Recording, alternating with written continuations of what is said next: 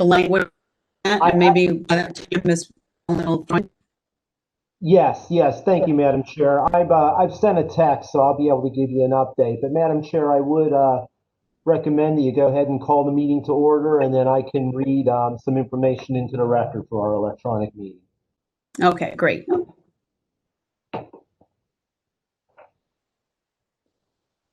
So, Madam Chair, Southside Network Authority members and guests, first off, thank you so much for being with us this afternoon. Very important meeting, a lot of great work that your executive director and your consultant teams, with the plural, have been working on over the last 2 months. Before we proceed with the meeting, it is required by the Code of Virginia that I read a statement into the record. Pursuant to the declared state of emergency in the Commonwealth of Virginia, and in response to the COVID-19 pandemic, and to protect the public health, safety, and welfare of our committee members, our staff, and the general public, the Southside Network Authority board meeting today will be held electronically via WebEx. This electronic meeting is required to complete essential business on behalf of our region. Obviously, with the recent passage of the recent executive order by the governor on Friday, which really limits public and private gatherings to under 25, and in keeping with our best practices to try to meet remotely to do our part in helping stop the spread of the COVID-19 virus. The Network Authority will continue to meet in an electronic virtual fashion as we move forward until such time as it is safe to resume to in-person meetings. Just a couple of things. First, as always with electronic meetings, we thank you for your patience as we walk through all of this. I guess we're all getting to be old hats at this by this particular point in time, but just a couple of reminders. Number one, it'll work very well if we can all stay on mute until the chair calls on you to provide input. As we're all multitasking, that will help with any background noise and make certain that that's not a problem for us. Secondly, all votes will be required to be roll call votes. We have 5 voting members on the authority, which makes it a lot easier than the 47 members I have in the PDC and TPO. So if you can bear with me through those roll call votes, that is a requirement of our meetings. In a moment, as the chair calls our meeting to order, I will also be doing a roll call of board members in attendance, alternate in attendance, and we also will need to make certain that we call on anybody who is called in to understand who's on the line so that our minutes as a government entity record attendance properly and comprehensively. If you make a motion or a second, please indicate your name to Chair Patel. So, Madam Chair, with your permission, I'd like to proceed with our roll call of our authority members. All right, I call this meeting to order. Please proceed. Very good. Let's do our roll call for attendance. From the City of Chesapeake, our Chair, Ms. Vitelli. Present. Present. From the City of Norfolk, our Vice Chair, Ms. Andrea McClellan. We'll continue to keep you updated on Ms. McClellan's status. Let's move on to Portsmouth. The voting member is Daniel Jones, their Chief Information Officer. Present. Thank you, Daniel. City of Suffolk, the Acting Chief Administrative Officer, Mr. L. Moore. Here. Thank you, Al. Just for the formality, I'll call for Ms. Rosemary Wilson, council member from Virginia Beach, who I believe is absent today. And with that being the case, their alternate will be their voting member today, Mr. Peter Wallace. Yes, sir. Thank you. And the alternate for the City of Norfolk, in Ms. McClellan's absence, will be Ms. Catherine Whiteside. Present. Thank you, Catherine. Okay, so we have a few other members I just want to call on just so we get a good roll call for today. From Chesapeake, their Chief Information Officer, Scott Fairholm. Here. From Portsmouth, Chief Administrative Officer, Acting CAO, Lavoris Pace.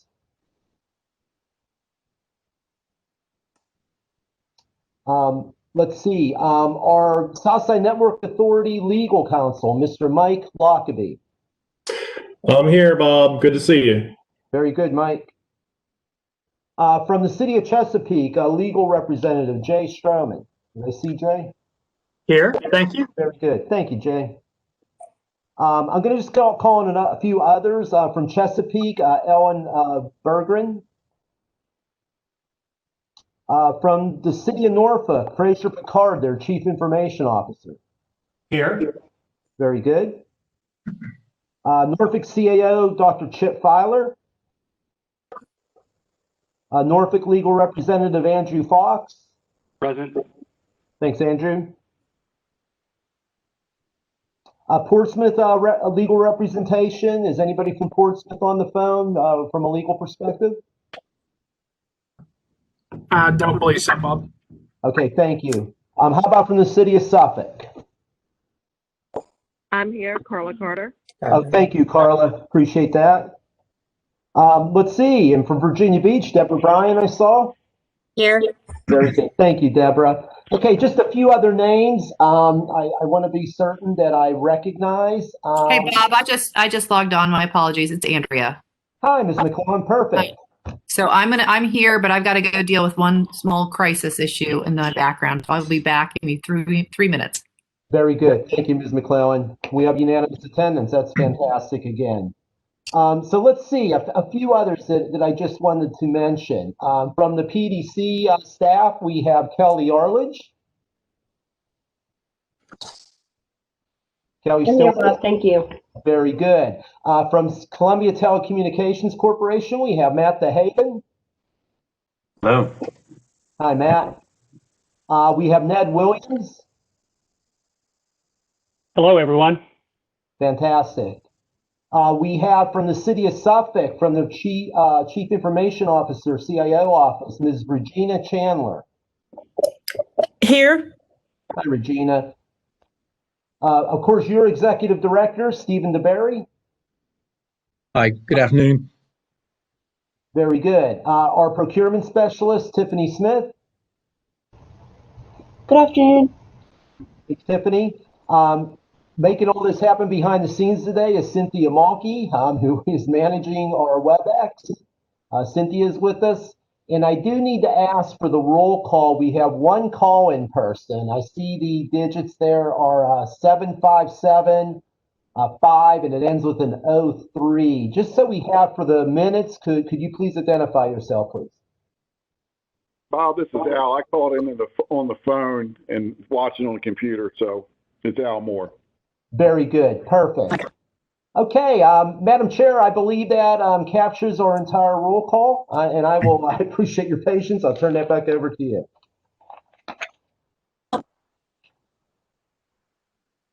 I'm sorry.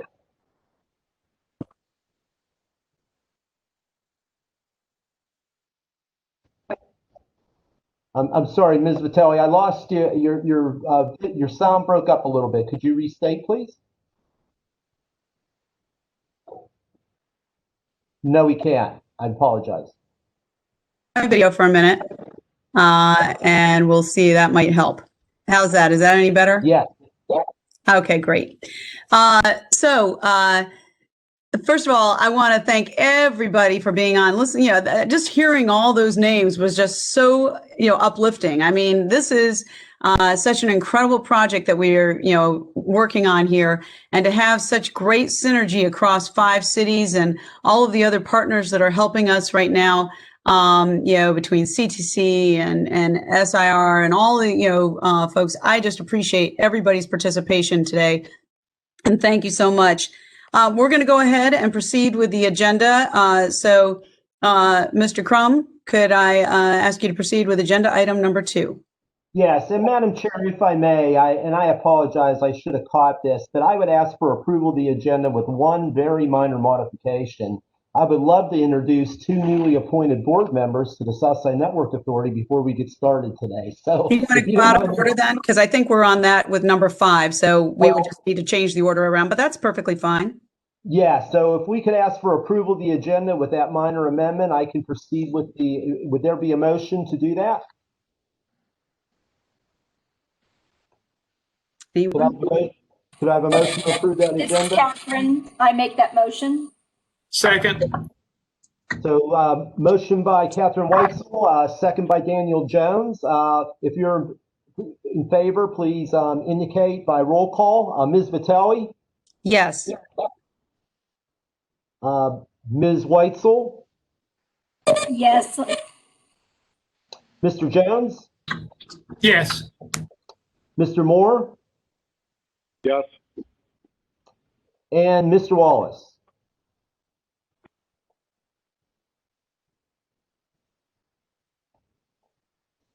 Mr. Wallace? I'm here. I'm here. I was double muted for a second. Okay, very good. Thank you so much.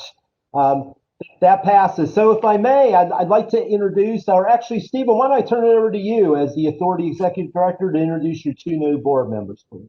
Sure. Well, thanks a lot. I really wanted to welcome aboard two of our newest members. They're coming on board at a very exciting time. And so Mr. Al Moore, who's the interim city manager, City of Suffolk. Al and I have had a chance to talk about the project, and we brought him up to speed. But he's obviously drinking from a fire hydrant in a number of areas, but really welcome Al aboard. Also, Lavoris Pace, I don't think he's on the line today, but Daniel has briefed him, and he's up to speed on where we are. But again, welcome to this group. Thank you.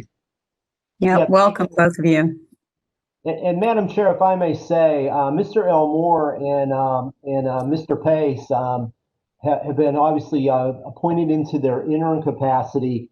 I just want to say I can't appreciate enough how much they plugged into the regional information. They both participate fully on our Chief Administrative Officer Committee. El, thank you, because I know as Stephen said, you're drinking from a fire hydrant, and really appreciate you being on the CAO meetings along with Mr. Pace. So look forward to working with you both on this. Madam Chair, back to you for public comments.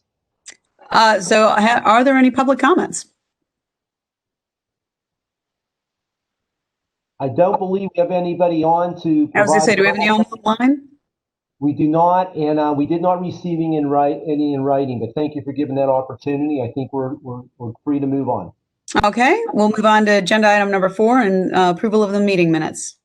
So Mr. your Crum? meeting minutes, yes, thank you, Madam Chair. Your meeting minutes from our last meeting were enclosed for your review and consideration. Madam Chair, I would recommend entertaining a motion in a second for approval of the minutes. All right.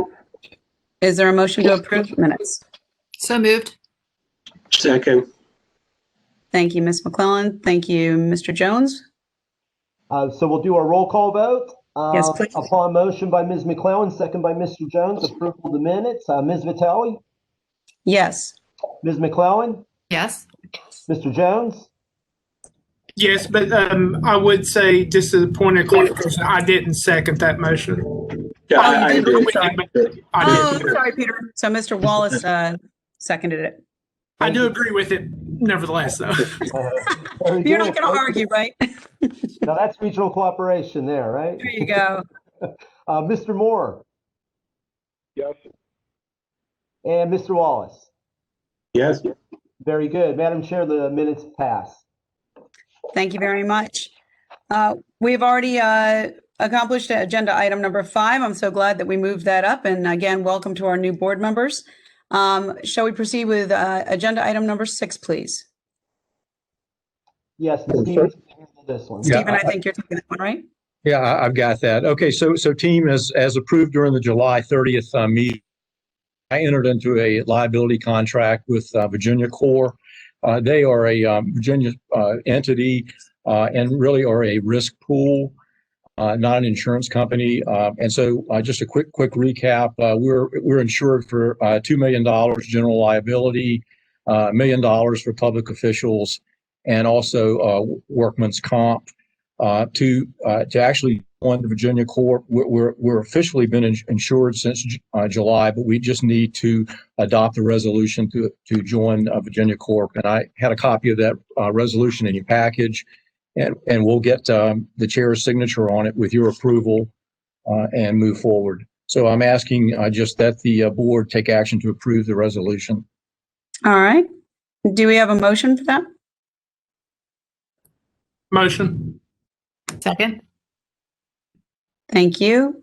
And that was Mr. Jones. That's correct. Yeah.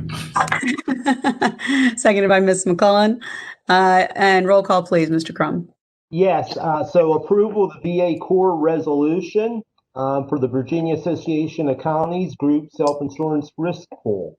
Upon motion by Mr. Jones, second by Ms. McClellan. We'll do the roll call. Ms. Vitelli. Yes. Ms. McClellan. Yes. Mr. Jones. Yes. Mr. Moore. Yes. And Mr. Wallace. Yes. Madam Chair, the motion carries. Thank you very much. All right, moving on. Mr. DeBerry, will you please proceed with agenda item number 7? Sure. One last admin item before we get into the fun stuff. So 2021 budget, all funding has been received. So there was $1 million taken into the account. We're executing within all targets, as you can see by the enclosure. CTC will have an uptick here in the next month as they really just got into the meat of the work with their field engineering efforts. So we're looking really good there. I did just want to bring your attention looking forward as we'll be making an important decision in January as to which way the authority will go. We had budgeted $710,000 initially for the design effort. We awarded the initial contract to CTC for $315,000. So we will have about a $395,000 asset available.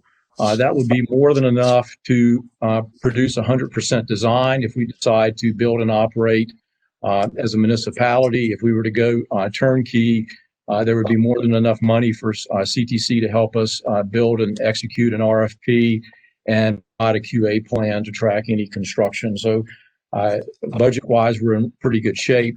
Over the next 2 weeks, I will be sending each of you anticipated operating budget for next year.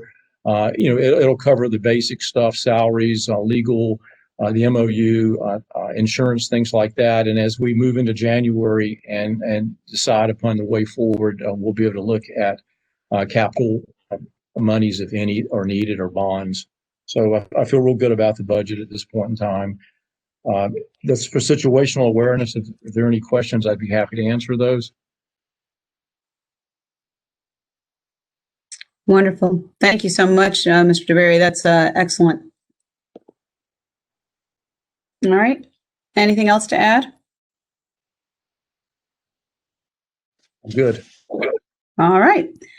All right. So moving on to agenda item 8. And Mr. DeBerry, are you going to go ahead and do that, or shall I turn it over to Mr. Johnson? Or Martin, rather.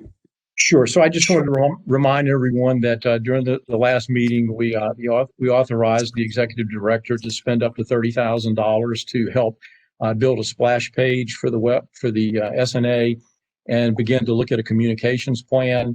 I'm really happy to introduce that we entered into a contract with SIR, John Martin, who actually is doing the marketing for the alliance that we briefed a few weeks ago, and is bringing a regional perspective. And so I think this team is going to help us be aligned economically with what the rest of the region is doing, the HRPDC and others. I think you'll see as John and Colden get into this, that we're getting, as I stated earlier, that we would get a lot more value than anticipated, and we have. I think we're getting more than our money's worth on this particular project. So I'm going to turn it over to John and Colden, and they're going to actually show you the preview of the proposed SNA website, keeping in mind that we will move into a marketing plan as we really decide how we'll move forward as an authority in terms of how we'll operate. But they're really excited to join this board, John and Colden. Great. Thanks, Stephen. Well, it's a real honor to be working for you and to be on this call and to share our work.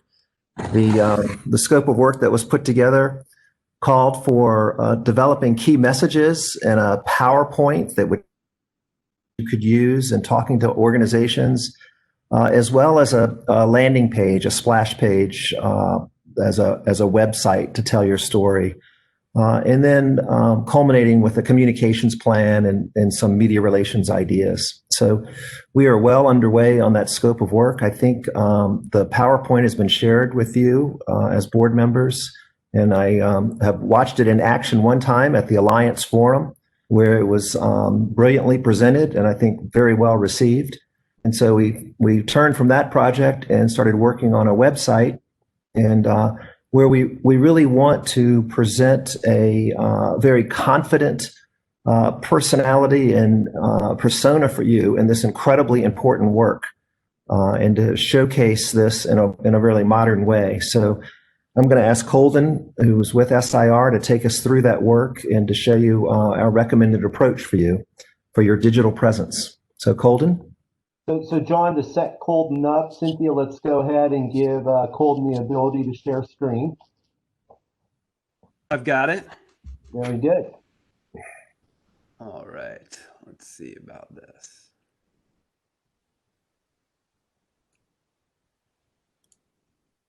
Is everybody seeing the Google Chrome window? Should be a lock screen right now. Yes. All right. Yeah, we sure can. Excellent. Thank you so much, John, and thank you so much, Stephen and Bob, for setting this up. I just wanted to kind of take a step back. John mentioned that we really were trying to orient some strategic principles. We've done that through a PowerPoint show, but we also wanted to make sure that the website was offering the same sort of framework for what this project really is.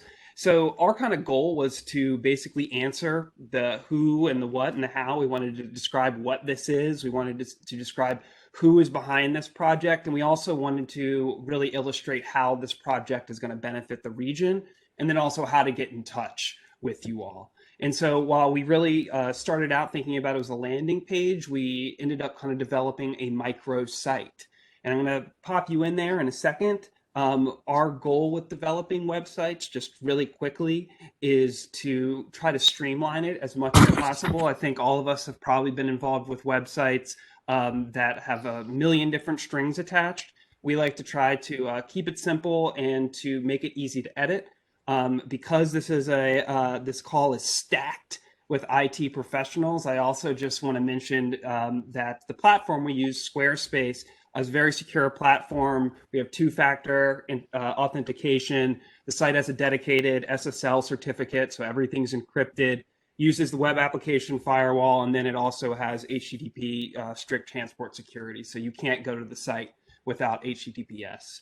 On top of that, we really like to make sure that the sites we develop are clean and uncluttered, have a very easy UX. We like to make sure that they're responsive to mobile devices and to tablets. And then, as John mentioned, we really wanted to kind of give this effort a look and a feel. And we really thought that we wanted to kind of emphasize sort of the technology in terms of the type of imagery that you've seen.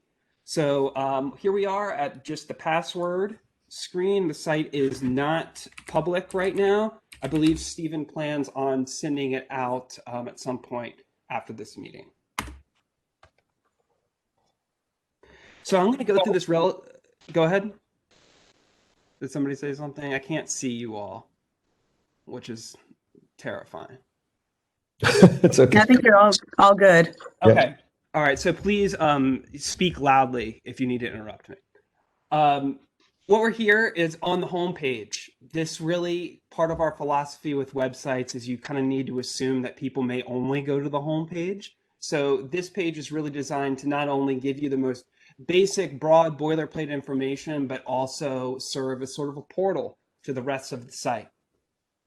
I'm not going to read every bit of copy, but just here in the headline, you can see how we're already trying to establish what this is and how it's going to benefit everybody.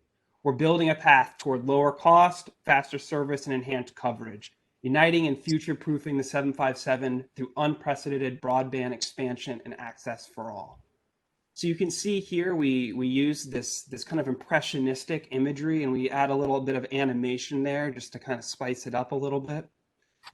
Right beneath that, and this content should be pretty familiar for you all, but really the main kind of goal here was that show that we developed, that PowerPoint deck, we wanted to make sure there was some continuity there. So a lot of this content is mirrored or augmented here. So we kind of have our sort of thesis statement here about how this is such an important and vital time to build an effort like this, how it's going to be the backbone of our digital ecosystem, and how it's going to benefit all of our region's industries and neighborhoods.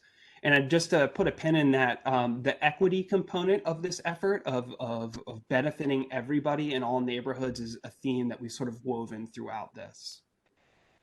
Again, just some boilerplate information about how this effort is going to strengthen the 757, how it's going to promote competition, how it's going to help our emergency response system, how it's going to help with the ever-present flooding and sea level rise that's always on the back of our minds, how this is going to allow our region to embrace new technology, smart city infrastructures, autonomous vehicles.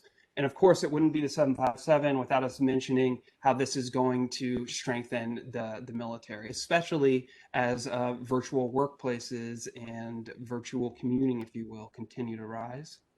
We always love a good logo splash screen. Sometimes they say it all. And we wanted to make sure that we captured everybody in there. We even added the PDC as well. So I got 18 logos there. And then another thing that you're going to see just across this site, and for simple websites, for microsites, for landing pages, our really top priority is providing calls to action. We really want to make sure that people can request a meeting, get in touch with y'all, but then also somewhat selfishly, we want to make sure that we are getting and developing an email list of our own. So right here on the homepage, you can subscribe, and this is going to allow us to basically create a database of interested people that we can then communicate with through newsletters or any other outreach efforts that we have. So going deeper into the site, we've got a few pages here. I'm going to go through them pretty quickly. About the project is really the what. We really felt an obligation to be pretty blunt about exactly what this is. So we just created a simple page that uses some of the language that you all have been using to basically describe what this effort actually is, how it's connecting the region. It's going to serve as the backbone to the current and future digital ecosystem, how it's not going to compete with ISPs. It's going to give us enhanced access, especially because we're in the unique position of being a port city and how we actually can handle more digital data than Miami and New York can. And even talking about how we're going to close the digital divide as much as we can, how this is going to help spur educational and career opportunities. Loved the little credibility boost of mentioning that we already have received some national attention. And so we like to put that there. We're definitely putting the VIP list here. And so we can definitely discuss whether or not we want to add pictures to this or to add contact information. But right now it's simply a roster, but certainly we can make it its own dedicated page if you want. But we find often that it's better to kind of keep it simple. And if we want to get more detailed, we can put that on another page. And again, our site is as simple as it is. We try to link it all together and let people have sort of an exploratory component. So let's go and take a look at project benefits, which is the next page. In our mind, this really is probably one of the more substantial pages on the site because it really kind of answers that question of how this is going to elevate the entire region. So we've put to some of our specific examples here, how it's going to support our growing industries. It's going to allow us to do more together. And this goes back to kind of all the things mentioned on the homepage, how it's going to help with our emergency response system. It's going to help navigate flooding. It's going to pave the way for autonomous vehicles.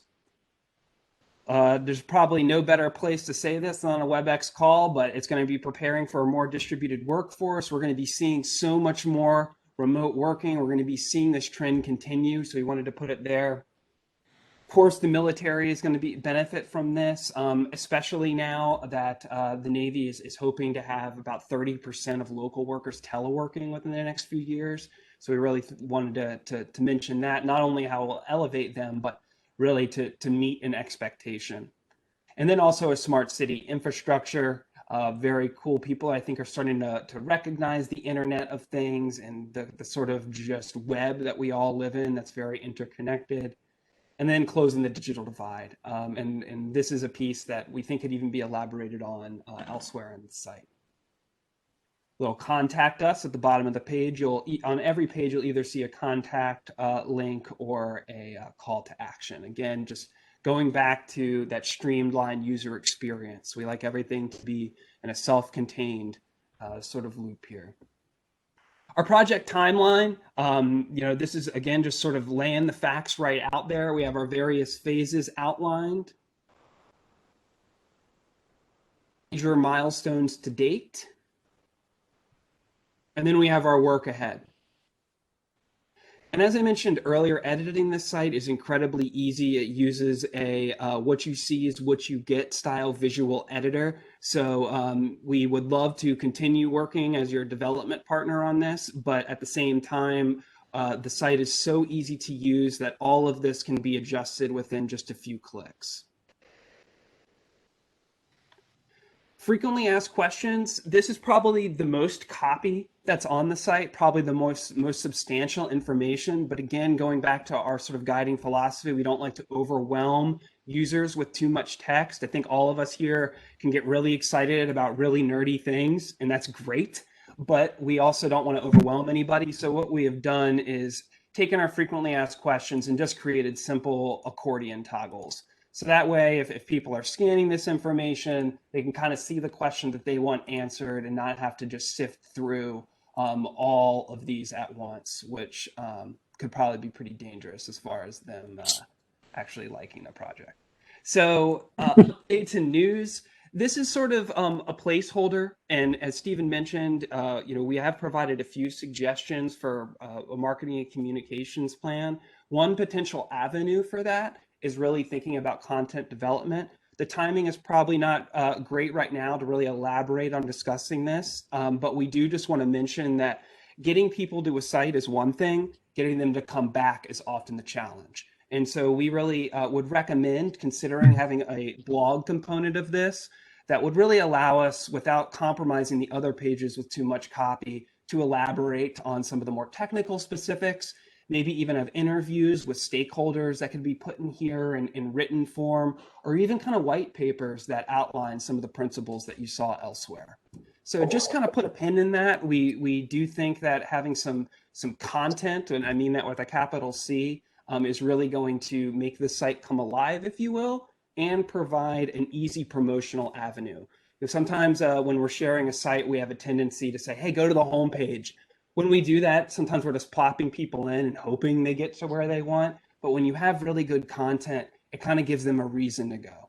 And so that's just, again, we just have placeholder stuff here, but we would recommend considering that route. Then Get Involved is our contact page. And we just have some placeholder copy here. But one thing that we really want to make sure that we're doing is not only saying, hey, reach out if you have questions, but also requesting a presentation. We want to make sure that this effort is one that the community can sort of own, no matter what kind of avenue it takes, public or private. And so we want to make sure that we're encouraging people to reach out if they need a presentation, especially since it can be done virtually.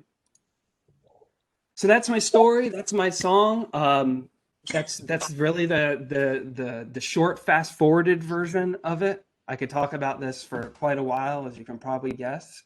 So does anybody have any questions, initial thoughts? I'm going to turn it back over to you all, to Stephen. Well, I wanted first, I've told them this, in the preview that I received, but I wanted to say how incredibly impressed I am. This is, in my opinion, an incredibly, I just love everything about it. I love the look and the feel of it. I think that the content is a great, start. I think it's where we are right now. I agree that in the future, being able to add, videos and other, information to be able to bring people back and continue to keep, the story going is going to be critical. I love that it's developed on a very simple, ability to update very simply. So you hit all the marks. When I look at website development, this was, all the marks I always look for. So I really appreciate it. But I'll open it up to the rest of the board. What other comments or questions do you all have? Thank you, Susan. Madam Chair. Please. Yeah, I want to all echo your comments. The website, excellent presentation, excellent design, very simplistic, and that's what if I put myself in a perspective, information seeking, I don't want to have to drill down 15 pages to get to the information that I want to see. I do have one question concerning that. Given the high visibility of what this authority is doing, is what it's accomplishing, the national attention, does the website meet the ADA Section 508? Yes, we need to do a complete check. That's sort of our last thing, but I'm well used to making government adjacent websites. And so we will, that's kind of our last step. I've tried to keep in mind proper contrast ratios, and also all the text is plain text, so it can be read via screen readers. So that's such a great question, Daniel. And just to iterate, that's kind of one of the big check marks that we make sure to check before we go live, along with kind of the basic SEO that we provide. So that's important to us. And just along those lines, just because I think that Mike and Andrew and Carla might bring this up, we do not currently have the Title VI information or any other sort of legal language. We left room in the footer to put it, but we also should probably create a dedicated page just to kind of fulfill our obligation there. So just wanted to mention we've got that in mind. We just want to make sure that we're using the right formal language.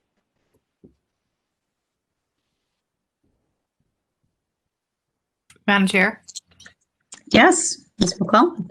So great job, guys. We had the opportunity to see this before, which is fun.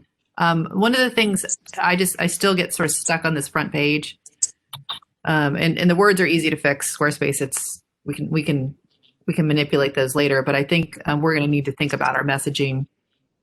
I think I like building a path toward. They added that for those who weren't in the conversation earlier, but it's still. I just want to make sure people know exactly what we're doing, and we're not offering lower cost, faster service, enhanced coverage. We're offering a path to that. So thank you, John, for that. The other thing, though, is it's not really, we all know it's a broadband ring to provide internet service. I had a conversation with my 18-year-old the other day, and I was talking about broadband, and he had no idea what I was talking about. So do you need internet? And so, I think this is really a B2B website, but in general, I think we probably want, the word internet doesn't appear anywhere on that front landing page. So we might want to make that a little bit clearer as well. Mm-hmm. Definitely. And we're happy to wordsmith this with you all. One of the things we like to do, is just get the layout together. That way, it's perfect. Yeah. So I agree with you there. I give you guys all thumbs up, and we'll have the opportunity to go through that. But that's a very minute, small change. No, and we agree with you. One thing, you're right. It's B2B, and most people are going to have some degree of kind of being informed about this already, likely. But we do want to probably consider the uninitiated as well, and just make sure that we're not playing too inside here. So I agree with you. I couldn't believe an 18-year-old didn't know what broadband was. Yeah, mildly concerning, but that's enough. Who's at NYU? Who's anyway. More importantly, whose mother is Andrew McClellan. I mean, that's what it was under that premise. He said, "Mom, you have to stop talking about broadband so much. You got to think about it in terms of internet." But anyway, Great job, guys. Thank you. I have a question, Madam Chair, if I may. Yes, please. I heard that it was two-factor encryption. Knowing that we're going to be the talk of the town as we go forward, how secure to make sure that somebody can web face us and change our content? Because it's going to be very important that we keep things very simple, and if we're going to be robust and strong as we are, I want to make sure that we represent that. Absolutely, Peter, and that was a priority for us. We found that the Squarespace platform is actually about 200 times as secure as WordPress related sites because we it doesn't use any third party utilities to it. Everything is self-contained. You can't use anything beyond JavaScript or CSS edits to really modify the site. And so it really, you cannot access it outside of the Squarespace admin panel, which has two-factor. But it also too, the SSL certificate automatically renews, so we never have to worry about that going out of date. It always forces users to have the strict transport security. So HTTPS is there every time. You can't go to the site without it. And then they also have a web application firewall that really completely prevents DDoS attacks or any kind of widespread sort of infiltration, if you will. I've been a Squarespace certified developer for about 6, 7 years, and we have never run into any issues with that. But I agree with you that it's something we really need to keep in mind. And so once we figure out kind of who is going to really be in charge of maintaining and running this site, we're going to want to really have a formal sort of administrative process where we really kind of dictate roles and choose what permissions would be appropriate. So, Peter, I hope that answered your question. Oh, it did. Thank you. I feel much better about that. I appreciate the response. Good question. Great questions, y'all. Other comments? Thoughts? Questions? I have one comment. This is Regina from Suffolk. I don't know if we're under any mandates with archiving. Are we going to go into any aspect of social media as far as using Twitter or any of those entities, or are we under any mandates for archiving that type of information? Stephen, do you want to address that? Or John, I mean. Well, I would say from my perspective and talking to the chair, vice chair, and to John and Colden, that we're not quite at that stage. When we go to Twitter and other forms of social media, we have to have the staff in place, whether it's on the SNA or through contract. The worst thing is to have Twitter comments and other things, and we're dead silent on our end. So, the short answer is yes. Yes, we will eventually move to that, but I think we have to land on the SNA strategy going forward, whether it's owned internally or turnkey, and drive a lot of conversation. And just to kind of piggyback off that, Regina, just in terms of the archiving component, one thing that we really like about this platform is that it really seamlessly integrates with social media. And so the content that we would be creating on the site can be pushed directly within the Squarespace platform. So we're not having things kind of live all over the place. Everything, all of the content that we develop, whether it's any of kind of the obligatory legal documents, or say it's a blog entry or a video, all will live within the ecosystem of the site. So everything will be accessible, and then archivable, whether it's public facing or not. So we have quite a bit of storage on this, and really can be very flexible.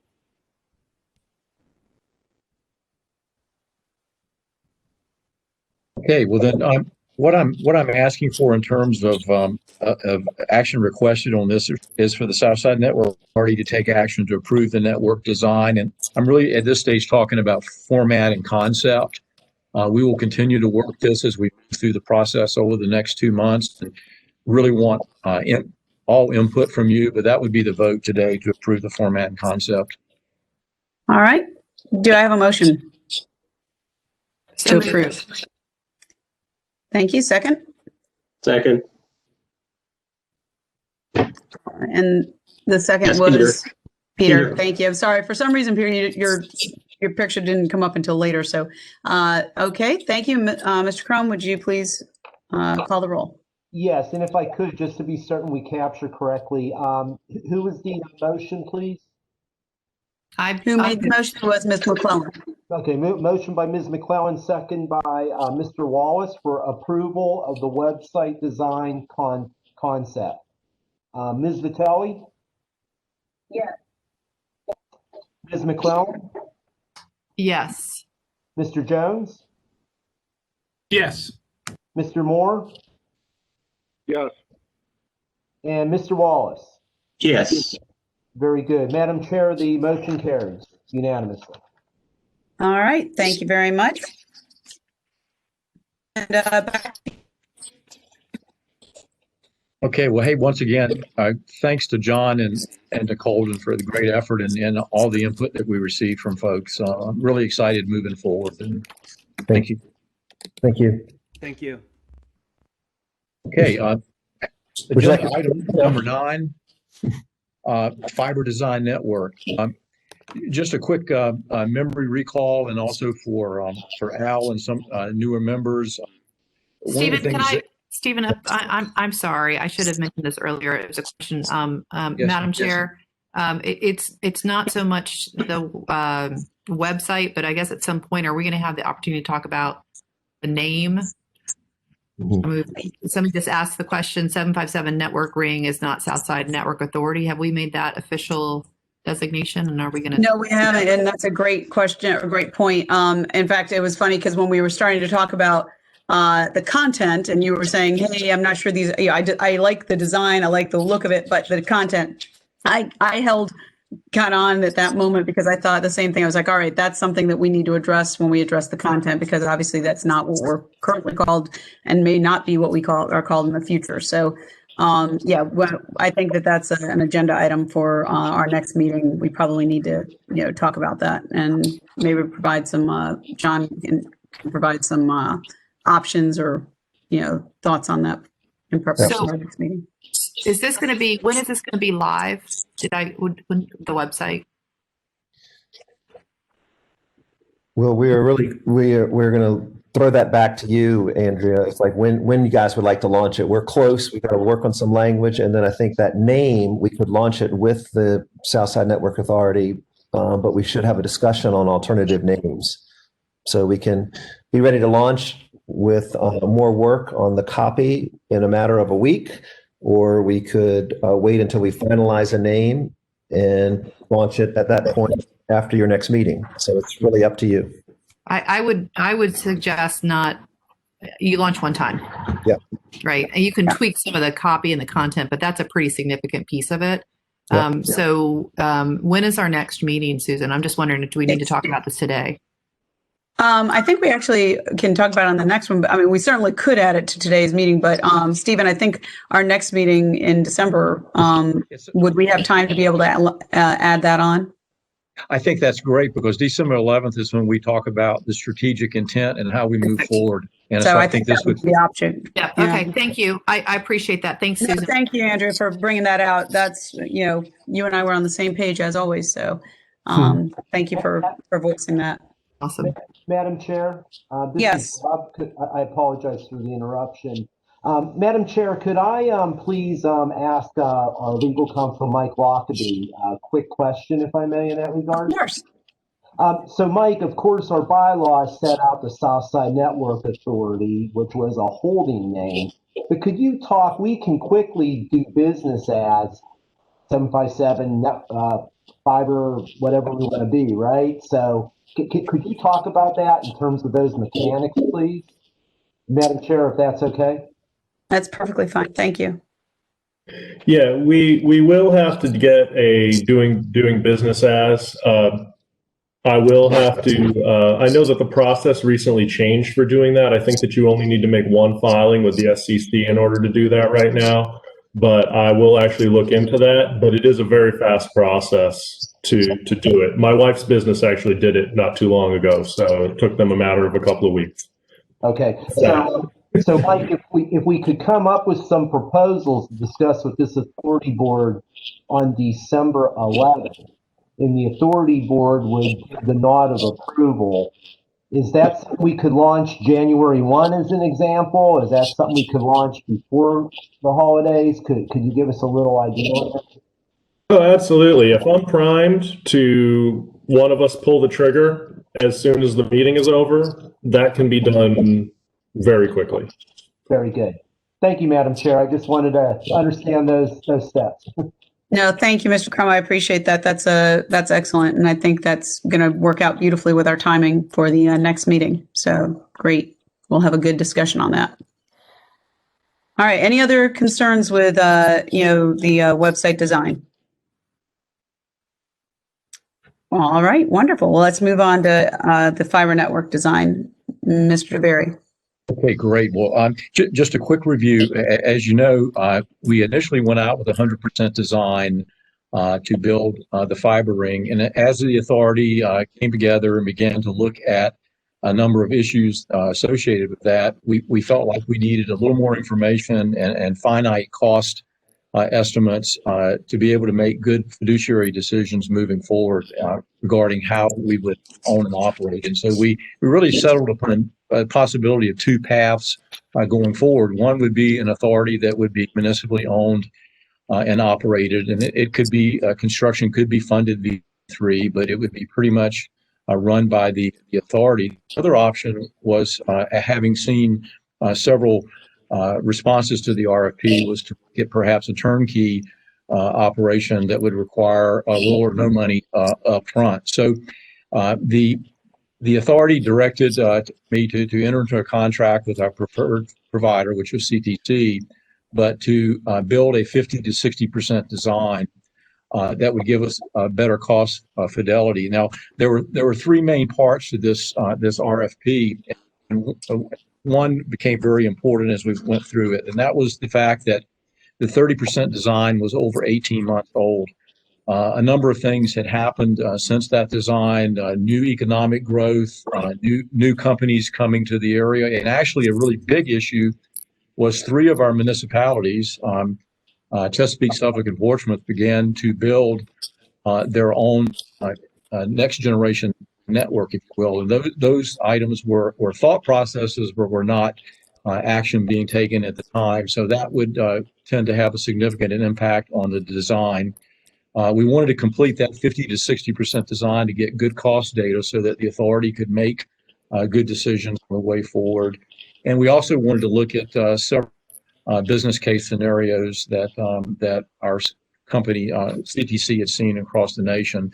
And so that kind of leads, all of what we're going to talk about today will begin to build on and lead to our December 11th meeting, where Ms. Joanne Hovis, the president of CTC, will lead the authority through a strategic work session where we'll look now at branding and marketing, but we'll look at business case analysis and really get our hands around the construction cost and look at what would be the best way forward with help also from Mr. Lockerbie Council. So what I wanted to do now, the meeting over to Mr. Matt DeHaven, CTC, he's the vice president for fiber and infrastructure. I really wanted to say that from day one, CTC and our CIOs really have operated almost seamlessly. We've been meeting almost daily for 3 months now, and the team really came together and gelled, and I think you'll be really excited about what the team has come up with. So I'm going to turn it over to Matt now.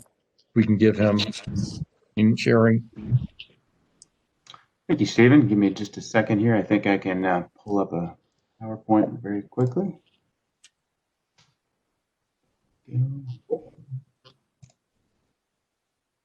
All right. I hate to have to follow that act with the great website you guys have in development, but I'm glad to see that's come together so nicely. So this is really intended to be a brief update for the board on the progress we've made over the last few months. And as Stephen said, it's been a wonderful collaborative process, and I think that we've really it's been fortuitous in that there have been a number of developments and minor changes in objectives that have really informed the design process. And so we did in some way, this process has been a slowdown to really speed up. I think the end product is going to be that much better for the network authority when it's all said and done.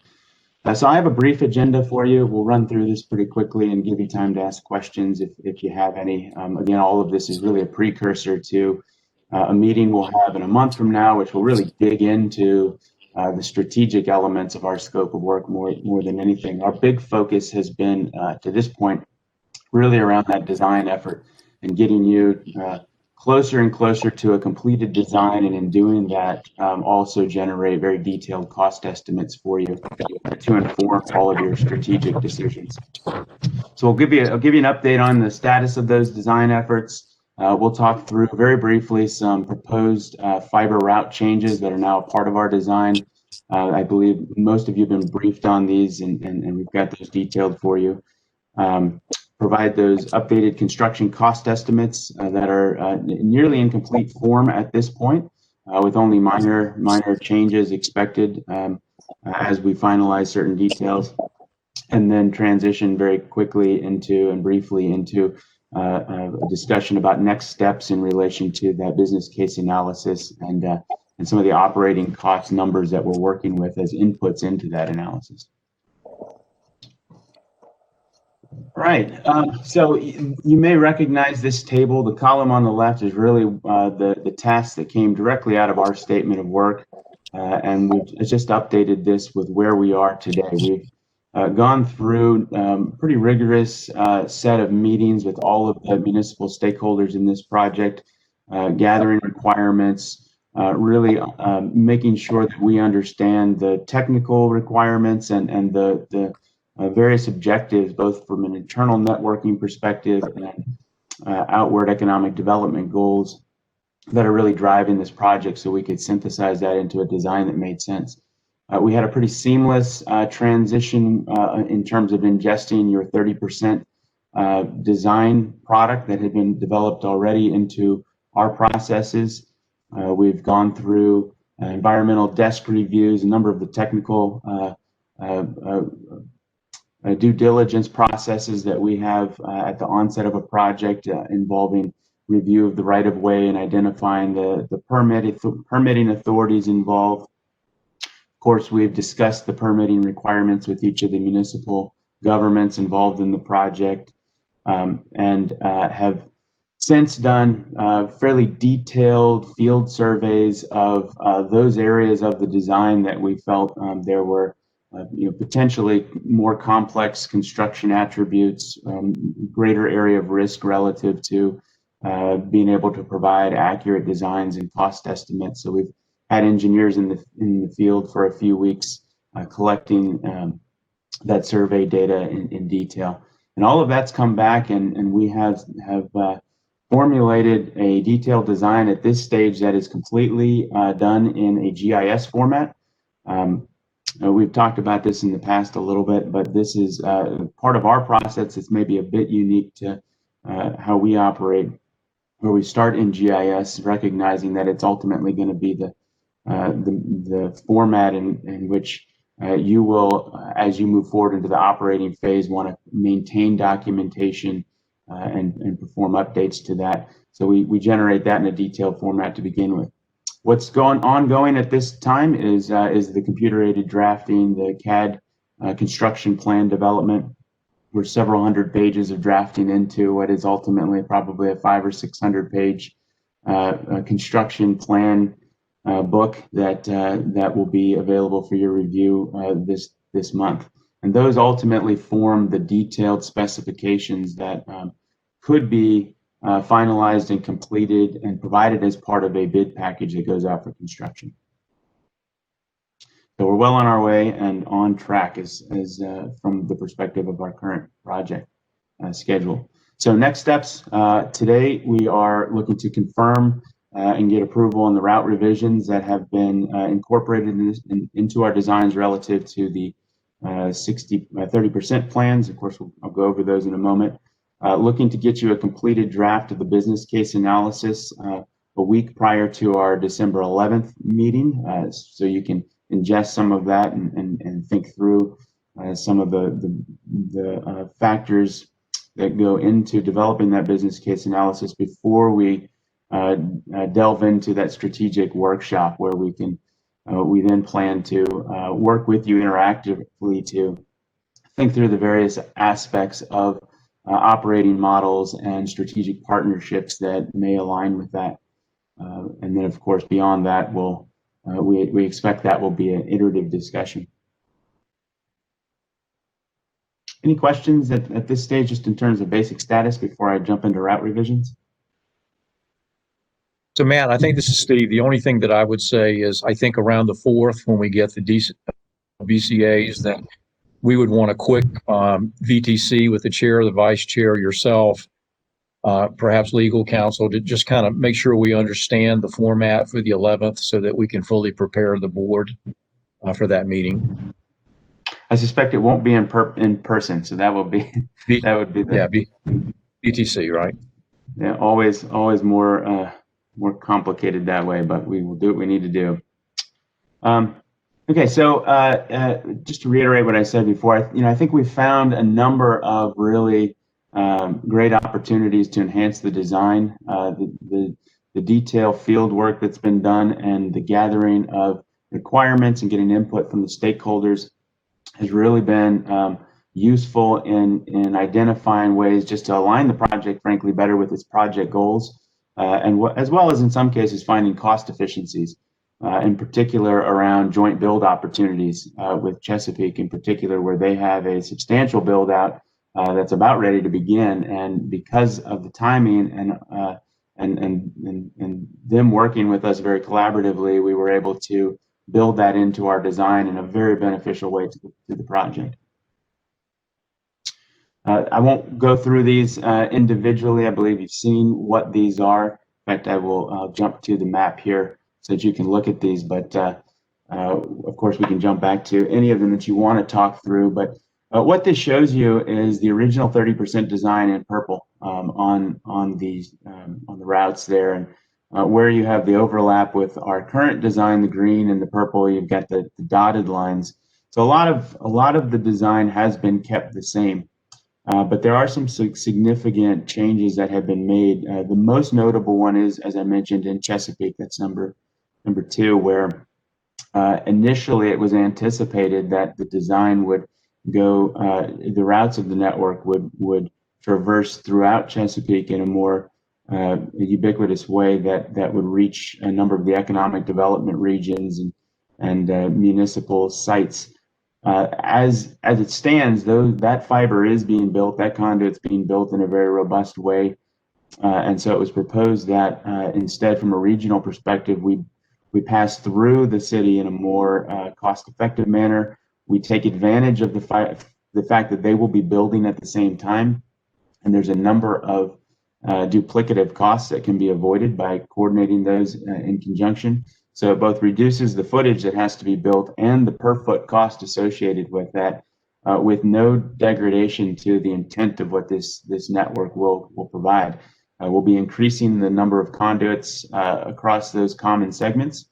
So you'll both have dedicated capacity for regional initiatives, both internal and for economic development purposes, side by side with those that are the conduits that are being placed by the city for its own purposes that are both internal and economic development facing. We also have a substantial addition in Norfolk as well. You can see that's one of the broader ones there that enables us to reach a number of economic development targets that hadn't really been captured in the original design, that were uncovered as we met with stakeholders and understood just more of what the need of this network was going to be to shorten the distance in that the middle mile as it approaches the last mile, to really make this an attractive resource from the perspective of reducing cost barriers for the private sector.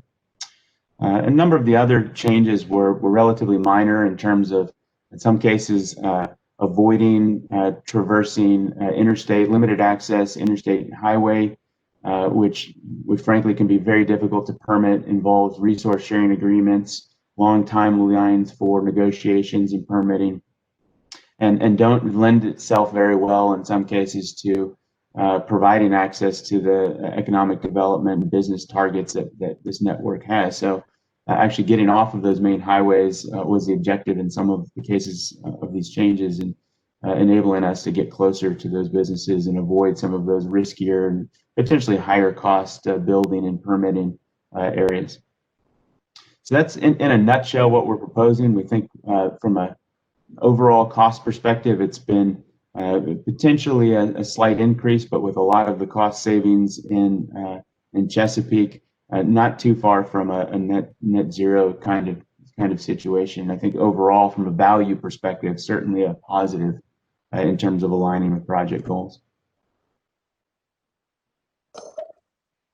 So this is the new footprint as it stands, and what we're looking to provide. And we don't have a lot in terms of the details, so that the picture's not a messy one. But this is provided that we have approval to move forward with this. The routing associated with the final design of the regional fiber network that I guess we don't have a name for just yet, proper branding. But once we do, I'll be proud to put that on the maps and the designs associated with it. Stephen, any other thoughts you wanted to add to this before I jump into construction cost estimates?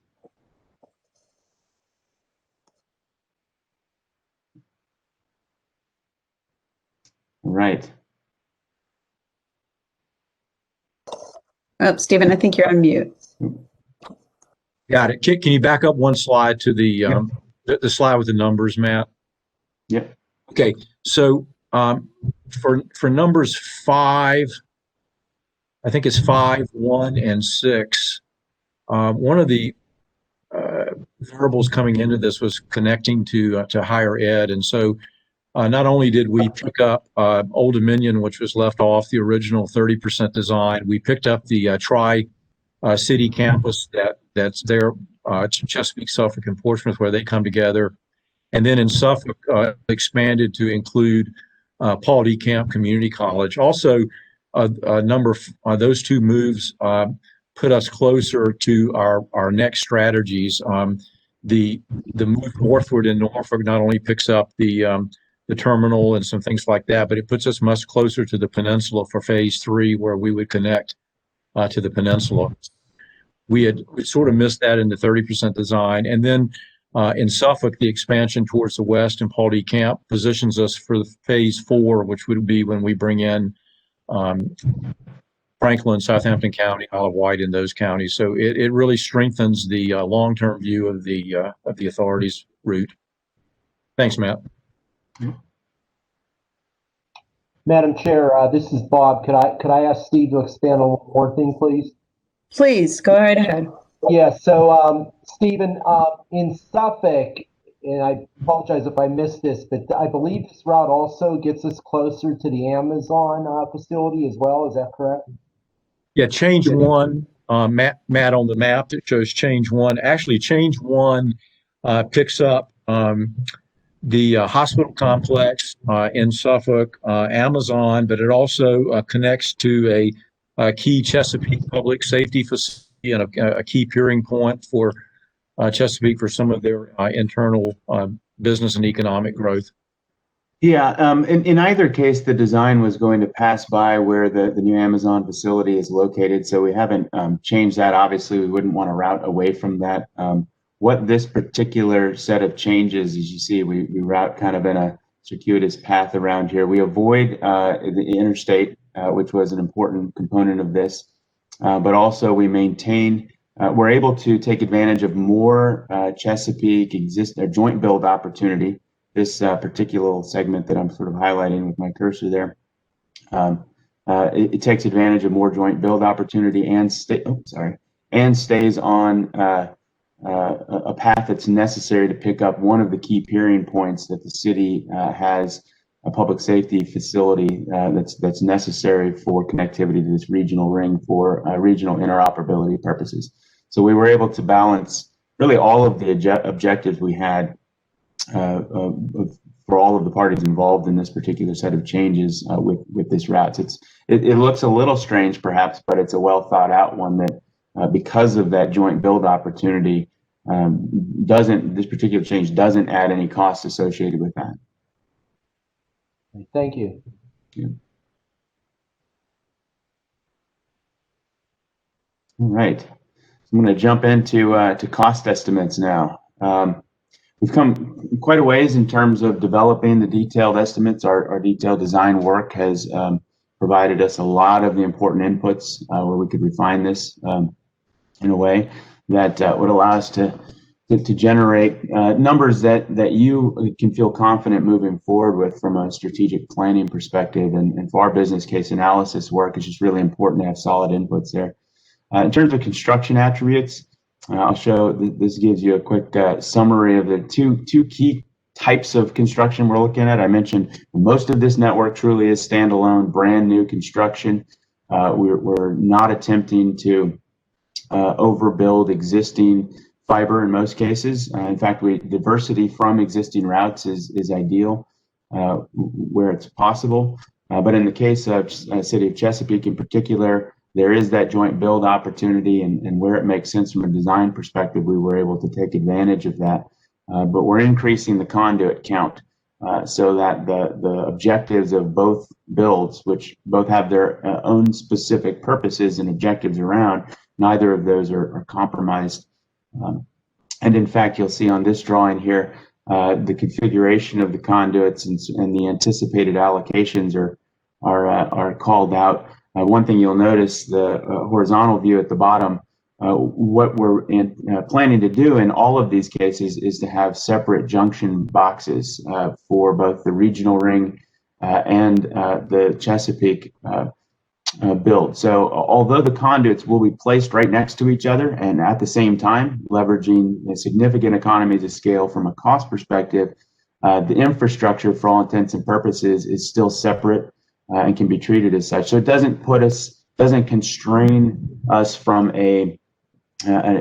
examining all the different potential operating models at this point. Still, there's not a problem there from the perspective of being able to have that regional separation between what the city may be wanting to do or needing to do with their conduit relative to what the regional network is going to be used for.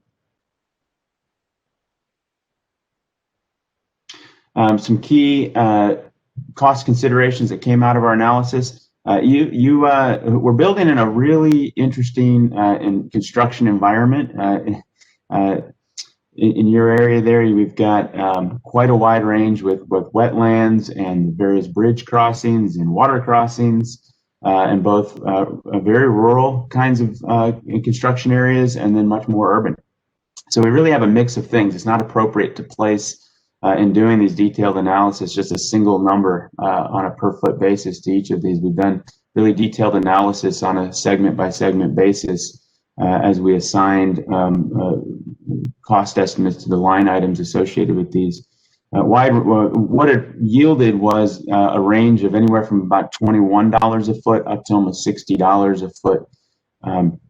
And really what impacts these kinds of numbers is not the materials or how many conduits you're placing in the ground, but it's those environmental factors that you're dealing with, the labor and effort surrounding restoring either the concrete sidewalks and roadways versus unpaved surfaces, the complexity associated with traffic control where you may have to do lane closures and that sort of thing.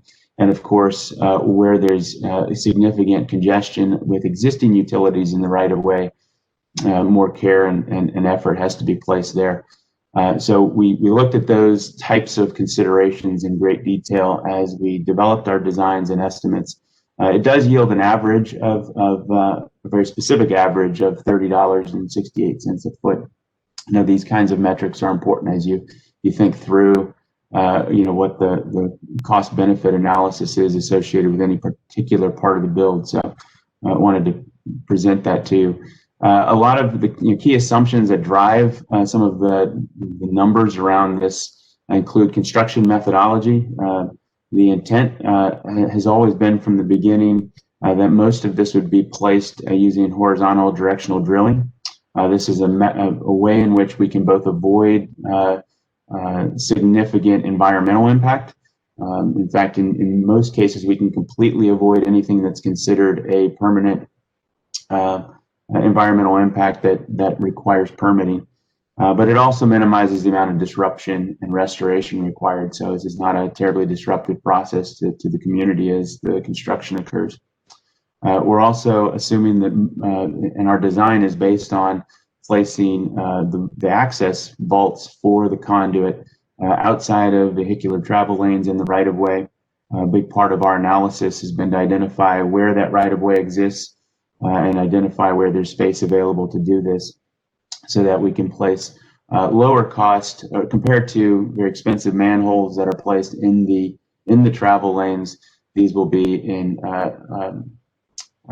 vaults placed adjacent to the travel lanes in the public right-of-way. So significant cost factor there, cost savings in this case. Special crossings, again, as I mentioned, are a big driver in the cost of this network. There's, you might be surprised to realize that there's 24 railroad crossings and 18 different bridges and waterways. And we've looked at each and every one of them for you and done an analysis around what those costs are going to be and the design requirements associated with each of the railroad owners involved in these and the bridge owners. Ultimately, what we provided is what we think to be a not overly conservative, but a conservative budgetary estimate based on what we've seen in terms of competitively bid contractor pricing in relatively recent bid projects that have been bid on this scale in the region and elsewhere, as well as construction data in the local market where in some cases, your own municipalities have had recent projects where they've been able to provide some of these. We haven't, in the numbers I'm about to show you, applied a contingency numbers across the board. We think we're relatively conservative in that to begin with, but we want to provide you with realistic numbers to begin with.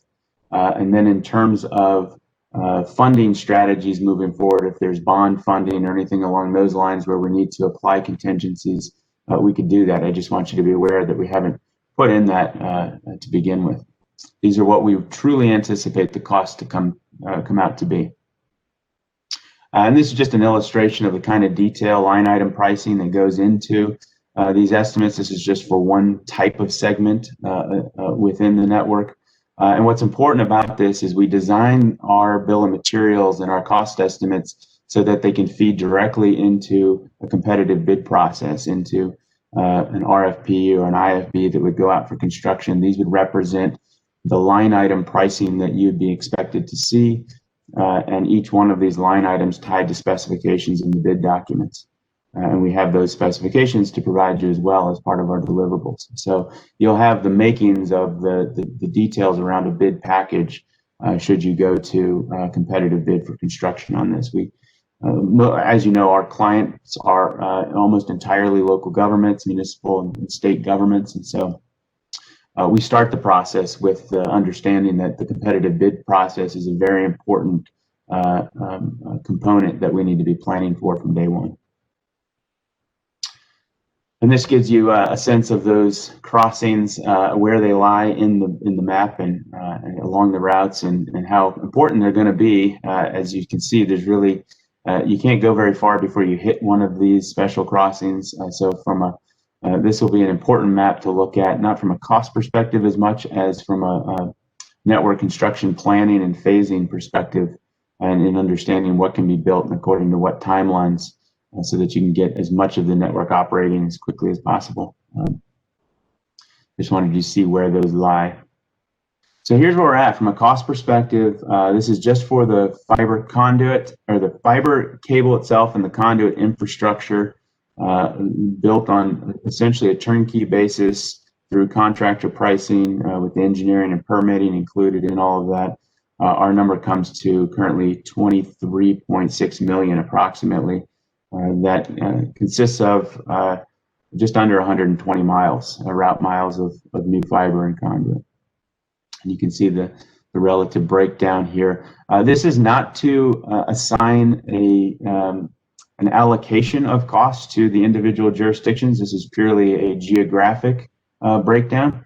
We can, as part of our strategizing around business models and strategic partnerships, can I think dig more into the concepts necessary to discuss an allocation of costs. But this is merely to show you how it breaks out from a geographic perspective.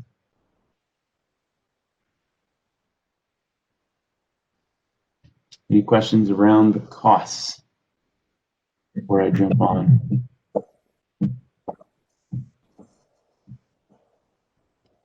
hopefully no surprises here. It's a big number, but I think it's Pleasant within. surprise, in my opinion. Good.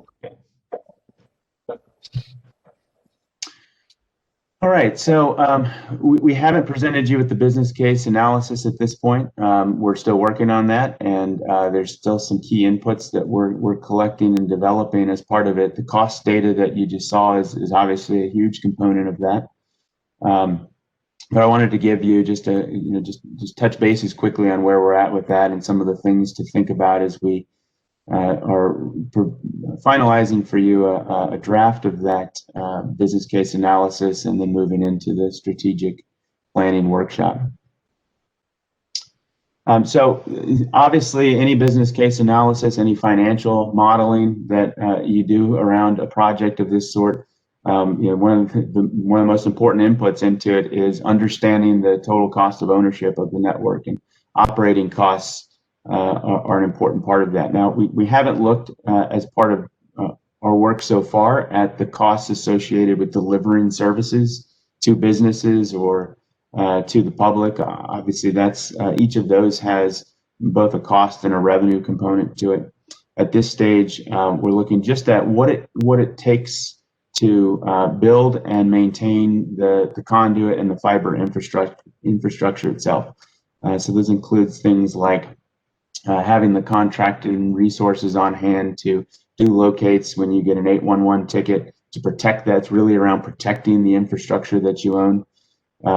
Occasionally there'll be relocations required as new development occurs and rights of way or road expansion change. Repairs, of course, and then maintenance of the documentation is going to be important, both from a maintenance perspective, physical maintenance of the plant, but also as you look at partnerships or revenue opportunities. Maintaining good documentation of what you have is critical to that process. And we also took very briefly a look at the financing costs for the capital associated with the build out. Just as a starting point in examining this, and just to present something to you around that, we looked at 10-year financing terms. We're not looking at debt service reserves or bond issuance costs in this relatively simple analysis. We'll expand upon a lot of this in our business case analysis a bit more. But just to give you a sense of what you're looking at, just to own and maintain this infrastructure over time, we looked at a 15-year time frame here with the 10-year financing involved in that. What you're looking at is annual expenses ranging from about $2.5 to $3.2 million during that 10-year financing period. We're assuming an 18-month construction phase at the beginning of this. And what you see in the chart here are really just three payment models for that particular these scenarios here, both with no financing, meaning you've got the cash on hand, through to 1% financing and 3%, just to show you how those models track. Once you've paid for the capital costs associated with the network, the pure operating expenses, the maintenance costs for just owning that 120 miles of conduit infrastructure, we're estimating to be in the range of $500,000 per year. And this again is a relatively conservative investment, or estimate rather, but it's built with the understanding that the services that are going to be carried on this network are likely to be of a critical nature, both from a public safety perspective and of course to the extent that it's being used to carry commercial services, necessary to have a very reliable infrastructure so that those providers utilizing this can offer service level agreements and guaranteed services using this network. So this is an all-in sort of understanding what it's that ownership cost is over a 15-year period. Now, what this doesn't show you here, this is purely the cost side of things, and what our business case analysis will look at then are opportunities to offset those costs through cost avoidance. Our preliminary, I think I'll jump to the next slide here. Our preliminary look at this has identified certain kinds of cost avoidance that we see in the near term are very likely to to help out the business case for this in terms of commodity internet capacity, the needs of which are growing dramatically for the municipal governments involved in this project. And there are substantial annual costs associated with those today that could be dramatically reduced by placing the transport of that over this fiber infrastructure instead. But at least initially and in the short term, the near term, we don't see that as completely making this a self-sustainable network. So it is important to look at in the business case analysis, and we're doing this now, what some of those longer term cost avoidance opportunities may be around regional collaboration, potentially just in terms of projecting the increased costs associated with commodity internet bandwidth that's required to support your internal needs, access to cloud-based service providers at regional data centers, that sort of thing. And of course, revenue potential. And that's really where our workshop starts in next month, is really talking about what those partnerships look like and how can this network be used as an enabler for economic development and also as a revenue generating asset that can help offset and hopefully make this network a self-sustainable asset. But so more to come on that. This was just the teaser version of where we're going to be going next month on the 11th with you folks. So that is, I believe, all we have here. I can open it up for any questions or thoughts you have at this stage.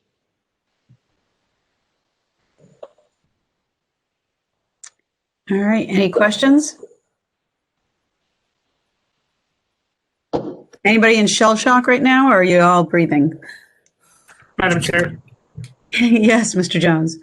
Yeah, Matt, I just want to commend you and your team. You've done an excellent job, and I would say working with us, what we proposed, and the estimates that you provided from what we've seen with ours, it's pretty close for it to be an estimate. Good. Appreciate that. Other comments? Questions?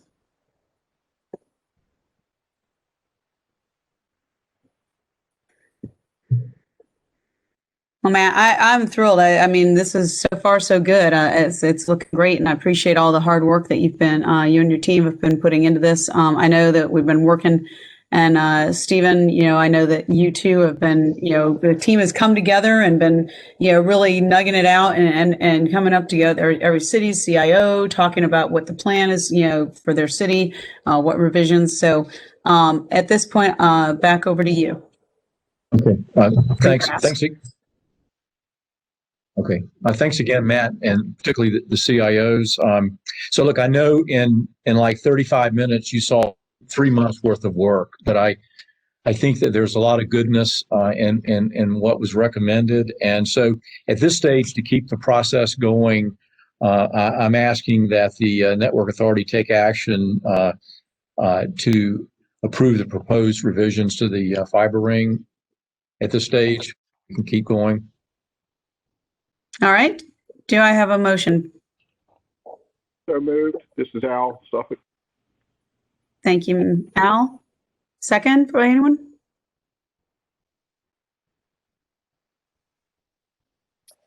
Second. Peter. Okay, Peter Wallace second. I think I heard two people, but Peter, you buzzed in first. Okay, Mr. Crum, could you please provide a roll call? Yes, so we have a motion by Mr. Moore, second by Mr. Wallace to take action to approve the proposed revisions to the original design of the fiber ring. We'll call for a roll call. Ms. Vitelli. Yes. Ms. McClellan. Yes. Mr. Jones. Yes. Mr. Moore. Yes. And Mr. Wallace. Yes. Thank you. Madam Chair, the motion carries unanimously. Wonderful. And thank you again, Matt and team. And we really appreciate it. We look forward to next month. Thank you. We appreciate the opportunity. All right, we'll be moving on in our agenda. We have a personnel issue to discuss. So with that, Mr. Crum, are you going to be providing the closed session language? Yes, we would recommend that the Southside Network Authority consider the following motion second, and of course you'd have to vote to move into closed session. The proposed motion, Madam Chair, is as follows: that the Southside Network Authority move to enter into closed session pursuant to subsection A.1 of section 2.2-3711 of the Code of Virginia 1950 as amended, for the purposes of the discussion and consideration of the executive director's contract. The authority deems it necessary, as specified by the Virginia Freedom of Information Act, that the following non-members of the authority be present during this closed meeting. The authority board members, locality legal representatives, the chief administrative officers that may be on the line, the chief information officers, and our HRPDC staff members supporting this meeting, Robert Crum, Kelly Arledge, and Cynthia Malky. Madam Chair, I'd recommend that the authority board make a motion in a second. Do I have a motion, please? So moved. Thank you, Ms. McClellan. Second? Second. All right, Mr. Moore? Roll call vote, please, Mr. Crum. Yes, upon motion by Ms. McClellan, second by Mr. Moore, that we enter into closed session. Roll call, Ms. Vitale, Yes. Ms. McClellan, Yes. Mr. Jones, Yes. Mr. Moore, Yes. and Mr. Wallace. Yes. Thank you. Madam Chair, the motion carries.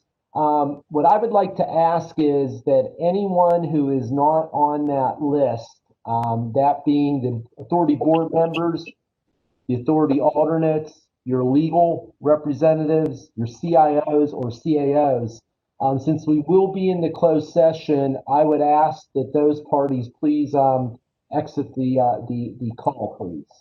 Mr. DeBerry will be stepping out. He's going to close his WebEx and will be in another office here at our PDC offices.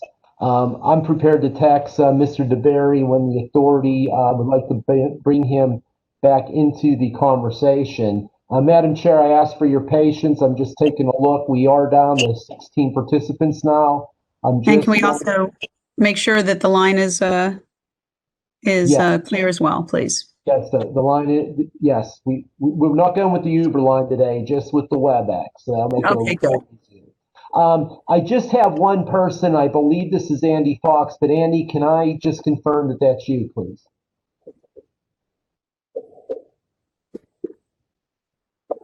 Just wanted to ask, I see a call in by the name of Andy with no last name, and I apologize, but I just want to be certain. Andy, is that Andy Fox? Yeah, that's me. Okay, thank you so much. Just being careful there. Sure. So Andrew, of course, is legal representative with the city of Norfolk. We're down to 15 participants, Madam Chair. I'll turn it back over to you. We are in closed session. Great, thank you. We are now in closed session.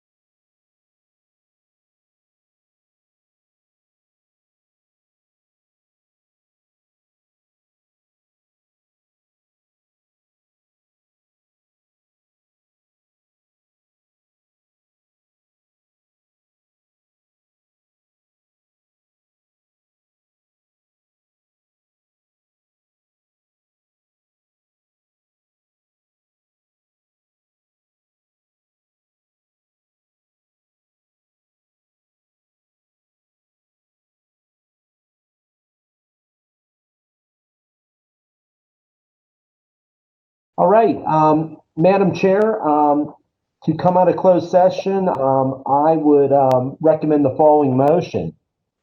That the Southside Network Authority move that the Board of Directors hereby certifies by roll call vote pursuant to subsection D of section 2.23712 of the Code of Virginia 1950 as amended, that one, only public business matters lawfully exempted from open meeting requirements under this chapter, and two, only such public business matters as were identified in the motion by which the closed meeting was convened were heard, discussed, or considered in the meeting by the Board of Directors. Thank you very much. Do we have a motion? So moved. Thank you, Ms. McClellan. Do I have a second? Second. Thank you, Mr. Jones. Roll call vote. Mr. Crum, please. Thank you. Motion by Ms. McClellan, second by Mr. Jones to come out of closed session. Ms. Vitelli. Yes. Ms. McClellan. Yes. Mr. Jones. Yes. Mr. Moore. Yes. And Mr. Wallace. Yes. Very good. Madam Chair, motion passes. We are back in open session. Thank you very much. So we will continue with this personnel issue in open session. I think probably the best way to approach this would be to, Mr. Lockaby, would you provide the language and the what we have discussed in our agreed on? Yes, ma'am. Ma'am, we have an existing employment contract with the executive director, which provides for a salary of $65,000 plus certain expenses for him to be employed as the executive director of the authority. This was for an initial 6-month term with a 6-month renewal. This is to provide for an amendment to that agreement, which would continue the salary at $65,000 per 6 months, or at an annualized rate of $130,000 per year, and would also provide for the notice provisions of the contracts to be changed such that it was symmetrical. If he leaves, he has to give us 60 days notice of his intent to resign. And similarly, if we let him go without cause, that would be a 60-day termination period, or alternatively payout in lieu of. And finally, it also provides that the term of his employment, and this is probably, I guess, the best part, or the biggest part, the term of his employment would continue through June 16th of 2022, which is to say 18 months beyond the current term, which was scheduled to end here next month. Thank you very much. So with that, we'll need a motion, and we'll need to vote on that, and then we can offer that, I believe. So could I have a motion? And Mr. Crum, do you want to provide some language on that, or you're looking at me like you're on mute, Bob? You think I'd have that down by now? I apologize. Okay. So the motion would be that the Southside Network Authority Board of Directors would do a couple of items per the advice of your legal counsel. Number one, that Mr. DeBerry's contract would be extended to a period that would extend through June 16 of 2022. So 18-month extension. The extension would be at his current rate of salary, which would be annualized at $130,000 per year. And Mr. Lockaby, I'm going to ask that you please clarify the notification item in the motion, please, just so everybody's clear. I'm sorry, Mr. Crum. The existing agreement provides, and I will just I will actually read it out. The existing employment agreement provides that if the employee, which is to say Mr. DeBerry, leaves, he has to give 60 days notice to the authority. If the way that it currently reads, If the employee is terminated without cause, then he is given a 30-day payout or 30-day notice, depending on which one we might elect. This would extend that 30-day to 60-day, such that the notice that he had to give us and the notice that we have to give him would be symmetrical, 60 days on either side. That was on by his request. Very good. So, Madam Chair, I think it'd be appropriate that all three items be included in your motion. One, the extension to June 16, 2022. Two, confirming that the salary rate would remain at $130,000 per year annualized. And then the notification provisions outlined by Mr. Lockerbie. I'd recommend that the authority make that motion in second. All right, Ms. McClellan. So moved. All right, second. Second. Thank you, Mr. Jones. Roll call vote, Mr. Crum. Thank you. Upon motion by Ms. McClellan, second by Mr. Jones. Extension of the executive director's contract. Ms. Vitelli. Yes. Ms. McClellan. Yes. Mr. Jones. Yes. Mr. Moore. Yes. And Mr. Wallace. Yes. Madam Chair, the motion passes unanimously. Mr. DeBerry, we are honored to ask you if you would like to extend per the terms of the arrangement. Definitely, yes. I mean, this is a transformational project, and I will continue to work at a high level and very hard for the board. Thank you so much. We are thrilled to have you extend on, and I'm very confident that that's going to be the right answer for this project. Thank you. All right. With that, we will move on to old or new business. Does anyone have any old or new business? We'll consolidate that since we're running a little low on time.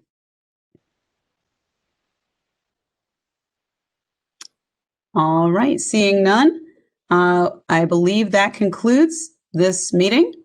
So thank you, everyone, for your participation, and we will see you again in a very short, not even month. And I'm excited to see you then. Thank you so much. Have a great day, everyone. Thank you, everybody. Thank you all. Thanks. And bye-bye.